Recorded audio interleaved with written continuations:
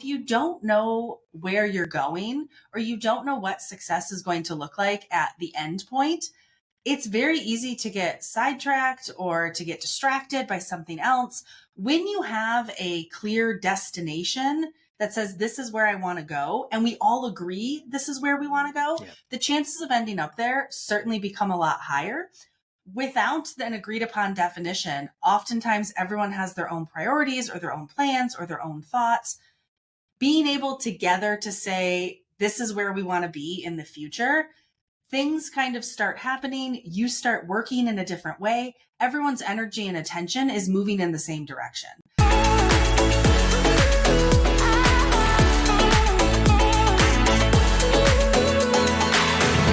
Welcome to another great episode of CRMprov, everyone. I'm Mickey Baines, your host. If you're new to the show, CRMprov is your go-to podcast for all things higher ed CRM. We present everything to you through the lens of end users and functional owners. I'm excited to be back with another episode. And if you were watching last week, we're doing a short series within the series talking about transformation. And the reason we're doing that, I have way too many conversations with folks right now who are looking to do something of very large scale, not just customizing or a re-implementation of a CRM. We're talking folks who want to more dramatically change things at their institution, which for me is a transformation. Those projects are different than your standard technology implementation. And so I want to really dive into what does that really mean to transform things? How do we go beyond technology? How do we think about people? How do we think about processes? And how does it all come together? And last week we talked about transformation, looking at the various components and what it takes to get a project started and get it all the way through to completion. And this week we're going to go deep into getting the project started, much more closely into that. We're going to be talking about a topic that I love. Any of my colleagues will tell you this is something I love talking about. My clients will tell you I love talking about it. We're talking about visions. How do you create a vision, and why is that important when you're going into a project? And I would say this is important whether you're implementing something new at a smaller scale or whether you're doing a big transformation. And we're going to talk about why that's important and how that comes in to help support your work. Now, before I get too deep into that, I want to introduce our guest. I'm really excited to connect with Joanie and introduce everyone to Joanie. So Joanie Hales, welcome to the show. Let me give you a quick introduction. Joanie Hales is a trainer at ZingTrain. And if any, she is in Ann Arbor, Michigan. And if anyone that's ever been to the Ann Arbor area, you probably know Zingerman's. I don't know how you can go to Ann Arbor, spend any amount of time there and not know Zingerman's. Long-standing family of businesses with ZingTrain as a trainer. You've been, well, since 2016, right, Joanie? You've been at ZingTrain, but you were at Zingerman's prior to that. Yes. I think you started really getting into hospitality management back in before maybe 2003, but working at a restaurant even when you were in high school, and that kind of drove your passion as you studied hospitality management in college. You were part of the opening crew for Zingerman's Roadhouse back in 2003, and then in 2016 moved over to ZingTrain, their training organization within the company. You've been there since.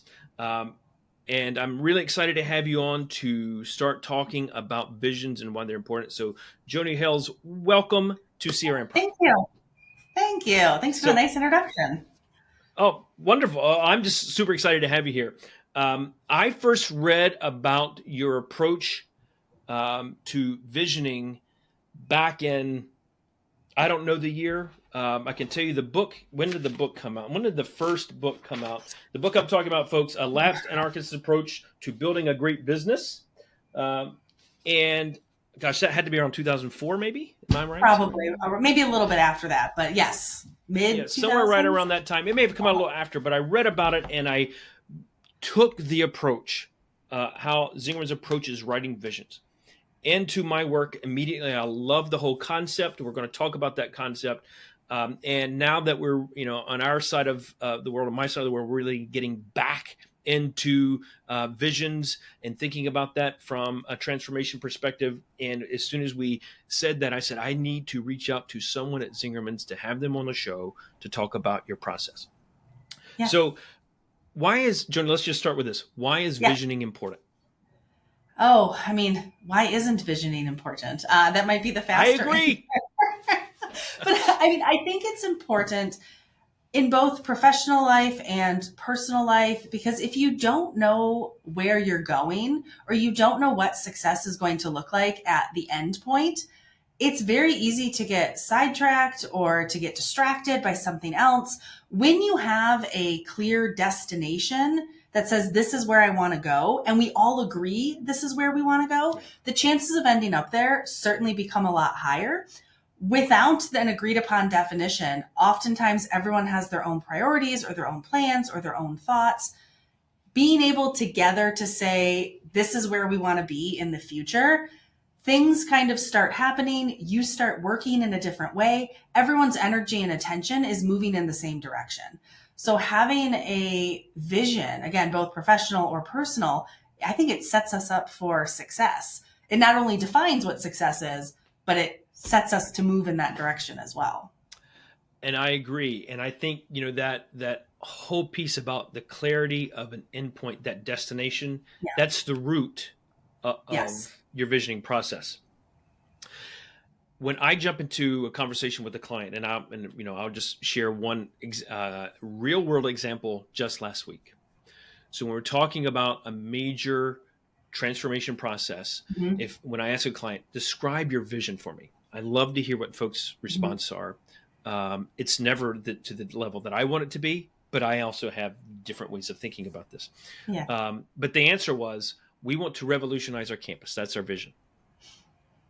That's not the full vision we're looking for, right? We want clarity in that. So the real key is bringing it into clear. Sometimes I might get a couple of sentences in addition to that, which is fine. But tell us about what that would look like if I wanted to revolutionize the student experience on my campus. What might that look like from a visioning perspective for you, from your perspective? From my perspective, I mean, I think it would start with having a clear definition of what a vision is, because for some people, yes, we can share 2 or 3 sentences that we want to revolutionize this. Our definition of a vision is it's a picture of success written at a particular point in time in the future, written with enough richness of detail that when people read it, they're going to know that they've arrived. And when we think about our visions, it's not a vision statement. It's really much more of a vision story. And it's that narrative. It's the descriptors. It's people being able to read it and say, oh yeah, we achieved that. Because a vision statement, we want to revolutionize this. Yes, that is great. But what does that actually look like? So we encourage people to go deeper. Our visions, I mean, they can be a paragraph, but when we think about the vision for our organization, for Zingerman's in the year 2032, I believe it's 10 or 12 pages. I don't remember exactly how many, but I mean, it's a big vision. That's a vision. That's a vision for us, how we define a vision. And I'm trying to scroll through the book. I thought I had it marked and I don't. I'm trying to pull up the sample vision. I was going to read it and get to it. So the key I think that I want to highlight here is the narrative. And this is why I really like this approach in higher ed. It's a story, and then to use your words there that I think are so important, that when you read it, you will know when you're there. When you've hit those marks, you know you've reached that vision. Now, your vision of 2032 that's somewhat far off in the distance for us. How far out do you typically write your vision? Is it a 10-year thing? Is it a 8-year thing?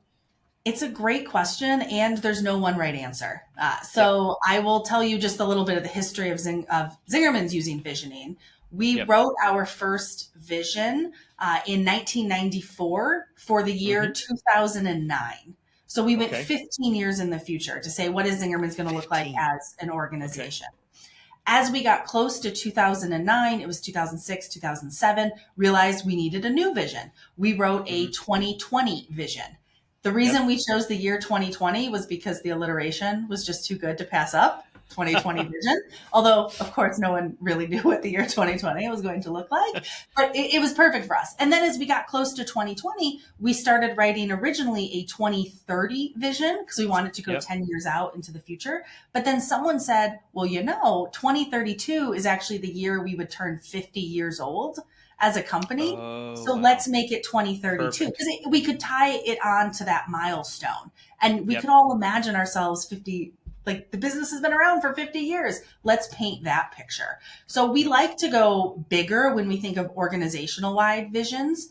Having a longer time frame, I think, helps people be more inspirational. You can add more detail into it Mm-hmm. sometimes, and be broader at the same time. I have found that when folks write a vision, a really big, for like a big project or a big idea, if they write a vision for 1 year in the future, sometimes they're too bogged down with the current realities. Mm-hmm. I'm too stuck in what I know right now, and it can stop us from being as inspirational. So that's when going 2 years or 3 years, I think Mm-hmm. going further out, you can remove some of the constraints. And there are times when it's appropriate to have a 6 month vision. I think, I mean, thinking just very personally, like Zing Train, when the pandemic did hit, just speaking of 2020, if we wrote a vision for a year in the future, no one knew what the next week was going to look like. A year was too far. We wrote a 6 week Yes. vision. Having 6 weeks Yeah. out of what we wanted success to look like, we could actually wrap our hands around that, wrap our That's a arms great around. example because I never would have thought about writing a vision for such a short period of time. I mean, Oh, to yeah. me, 6 months is short, but 6 weeks is incredibly Oh, short. yeah. But an incredibly valid reason for thinking about a vision in terms of Absolutely. 6 weeks out because our worlds were just upended. We need to Yes. rethink everything. We Yep. don't know what tomorrow's going to bring. So Mm-hmm. thinking 6 months or a year out, we don't know what that means. And so Yeah. 6 weeks, I think, is very appropriate. A couple of things you pointed out in that highlighted. You talk about painting a picture. Mm-hmm. I always like to pull out the quote from Brene Brown and her work is, paint it done. What does it look Yeah. like? And when you think Yes. about a painting, from a vision, we're not necessarily talking abstract. We're talking more of a realism type thing. So Absolutely. we understand what's in the picture. If it's a picture of a family at dinner, we know that it's at dinner. Are they at a table? We know where are they sitting? How many people are there? What are they having? Is it plates already set? Is it a Yeah. family style where you got big bowls? And all of those little pieces, paint it done. What does that really mean to provide the right clarity and to put this back into higher ed perspective? If I am reading a vision about rebuilding or revolutionizing the student experience, and my role is as the director of financial aid, A, I can understand the type of experience that a student will have on campus. Mm-hmm. B, I know what role I will or will not play in Yeah. that. And C, even deeper in terms of the role I play, where does my team play and what are the new expectations for Mm-hmm. how they serve? How will that change as part of that? Yep. The example, I couldn't find it I know it's in the book, but the example that I still remember 20 years later after reading this was the farmers market Yes. vision was the sample in the book. And this is what grabbed me when we talk about narrative form. It was really, I think, painted as you're entering this farmer's market. It's been around for however many years at this point. I don't remember what the vision said, but you're walking to the farmer's market and you are noticing this quantity of vendors there, these types of products being there. This is the experience you're going to have. It was a really clear story so that whether you are a vendor, whether you work at Zingerman's, for the farmer's market itself or the community market, regardless of what your role was, whomever you were reading that, you understood what was happening. You could see the fall day that you're having as you walk into the event. And I just thought that was such an approach that works with higher ed. We Yeah. like to think about it in a narrative form. We don't want it to be too factual. It's got a little bit, I would call it a little bit of warm and fuzzy associated with it Yeah. because it is a narrative, it is a story. And I just thought that resonated really well in our space in higher education. But it pulled out a couple of things. A, is painted done. B, it gave you outcomes to know you're there. Outcomes Yeah. could be the amount of visitors you're having at Mm-hmm. that farmer's market, the amount of vendors that you have there, the types of products that you have expanded to. You understand all of those components to it.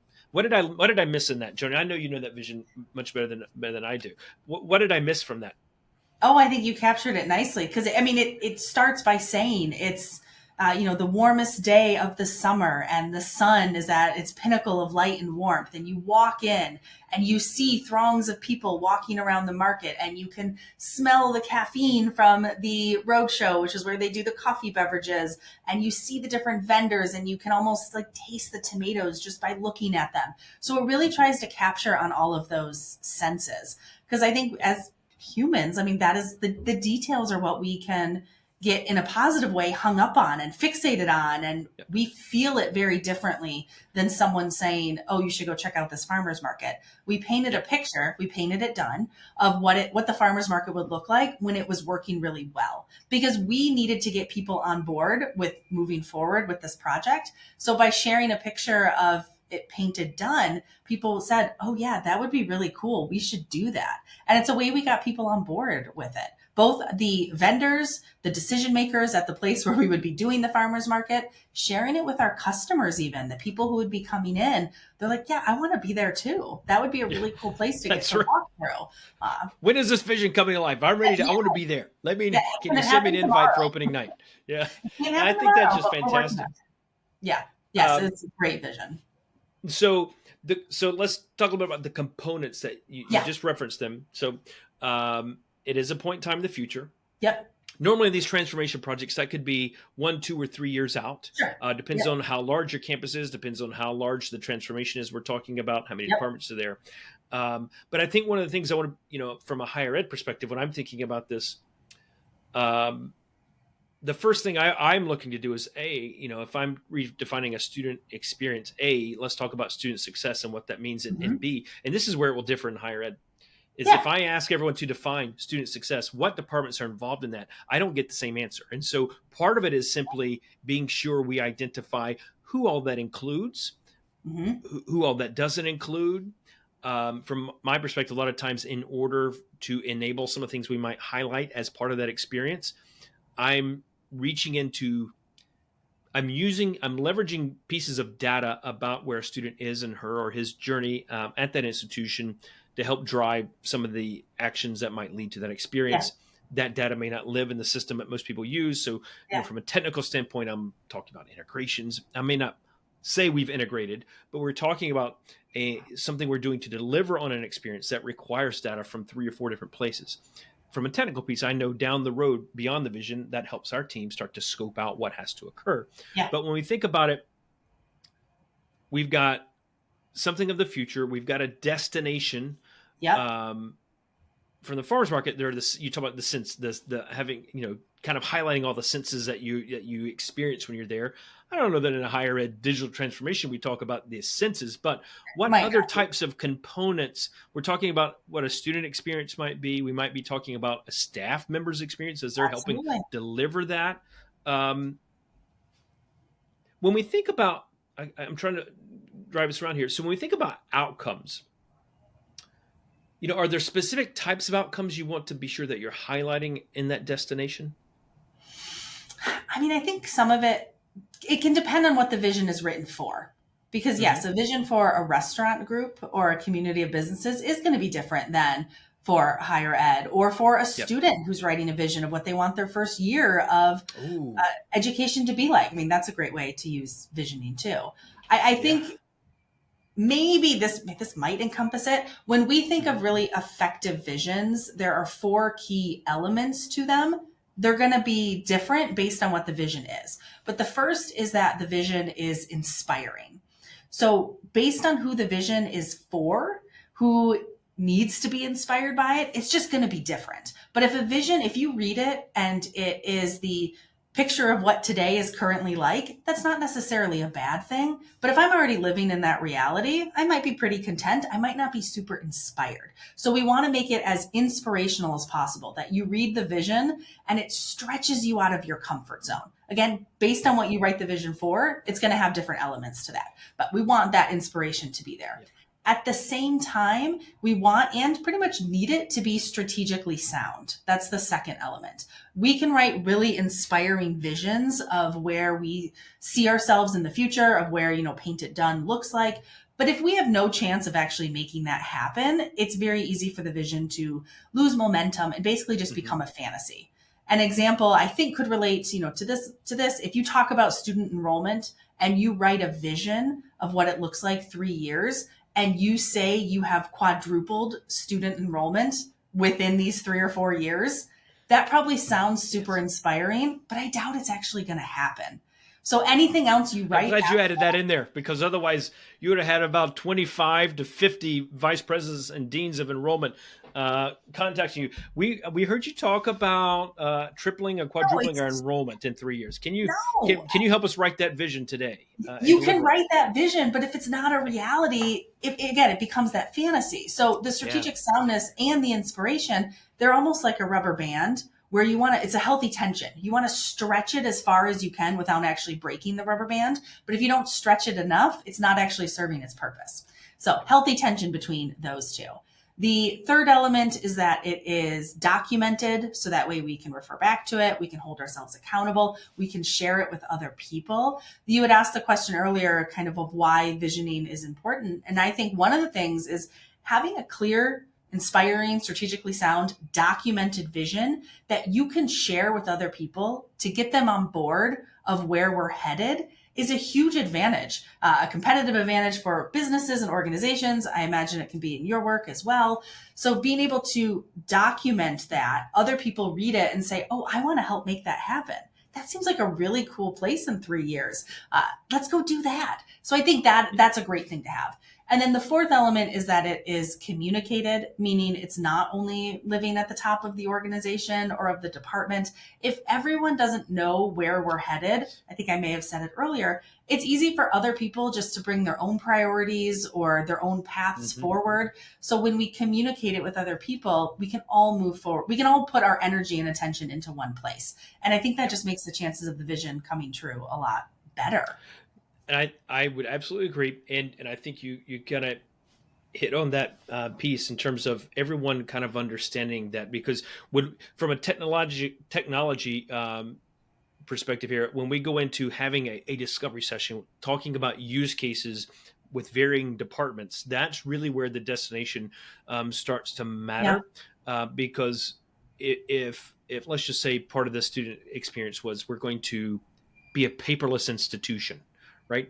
What does that mean if you're going to be paperless? Now you can start to really understand what that means for your department, because you're going to know, if you run that department at least, or if you work in the department, how much of your processes depend upon paper or more manual. You're going to know those things.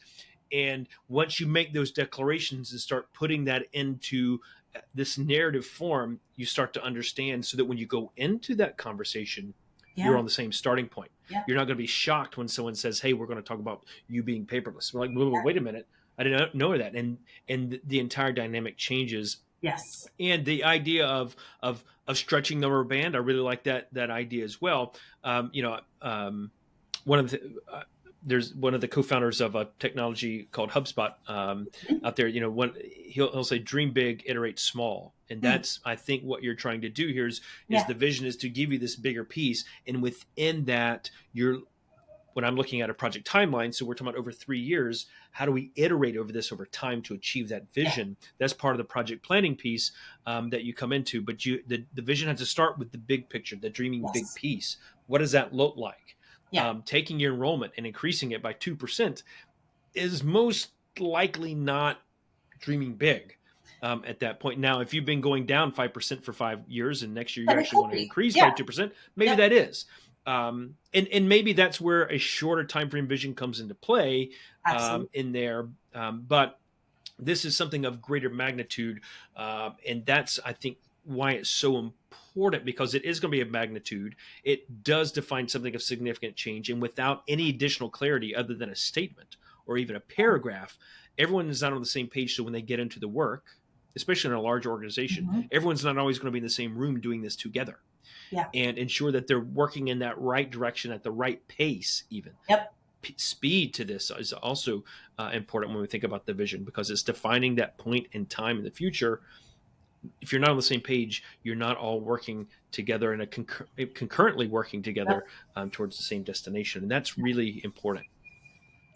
So if I wanted to get started with visioning and I read the book, and as you shared with me before we recorded, you don't have to read the whole book. You actually will sell chapters of the book, which I thought was Yes. phenomenal. Yes. As much as I love the book, not everyone's going to say, Yeah. hey, Mickey, can I get, and this is just one of a book in a series. You see it over your Joanie's left shoulder there, that this is part of a series, but this one just happens to be about 350 pages. You might say, well, I'm not ready to dive into 350 pages. You actually will sell the chapter. Yes. So if I wanted to get started, getting the chapter might be one way, but what else can you and your colleagues at Zing Drang do to help folks talk about writing their own vision statement?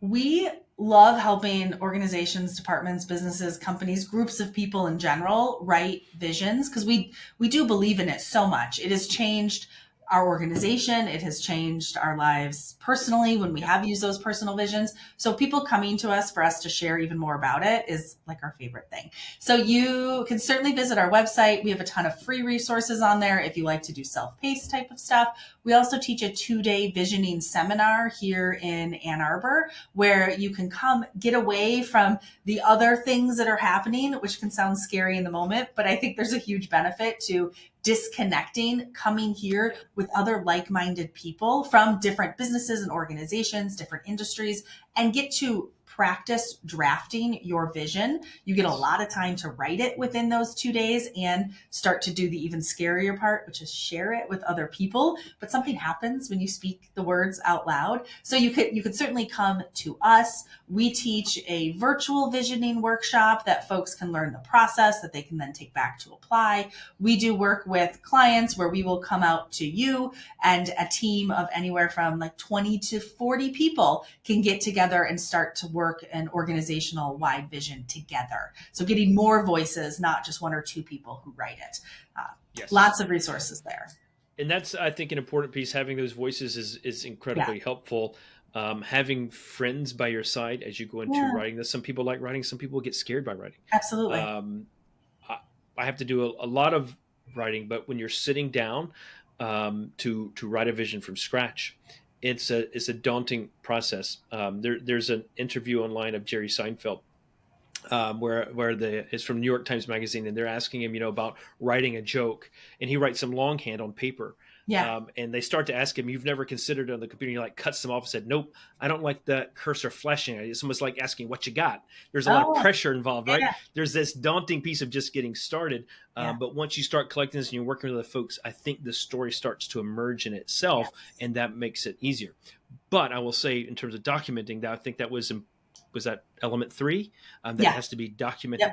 That's really important, the documentation, because that's the process of writing it and getting it documented is really the critical piece in terms of getting it beyond a statement or a paragraph to a longer form, because you have to sit down, write it, and start thinking it through more clearly. And that is so important to the process. Absolutely. Writing that down, because then now everyone, and again, it's scary sharing it with people, but that feedback helps you clarify further and ensures that everyone's on the same page. Questions should emerge from that process. Super important. Joanie, thank you so much for joining us to talk about visions. Again, Zing Train, part of the Zingerman's family of business, the book, A Lapsed Anarchist Approach to Building a Great Business. It's a fantastic book. It's part of a series. Joanie, I really appreciate you. I appreciate everything that Zingerman's does. Anyone in Ann Arbor, stop by, visit any of the Zingerman's businesses, and enjoy yourself.